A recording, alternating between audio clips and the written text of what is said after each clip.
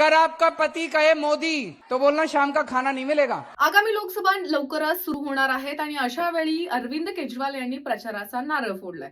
त्यांनी निशाणा साधलाय नरेंद्र मोदींवरती आणि महिला वर्गाला त्यांनी प्रचारादरम्यान आव्हान केले की नवऱ्यानं उपाशी ठेवा.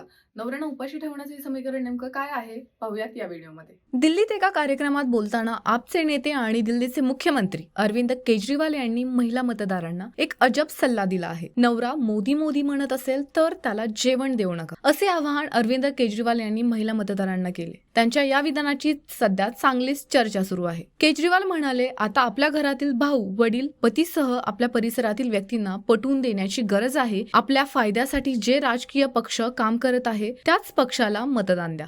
हे पटवून देण्याची जबाबदारी महिलांची आहे. पण तुमचा नवरा जर मोदी मोदी बोलत असेल तर त्याला जेवण देऊ नका. त्यामुळे त्यांना पत्नीने जे सांगितले आहे त्याचे पालन करावेच लागेल, असे अरविंद केजरीवाल यावेळी म्हणाले.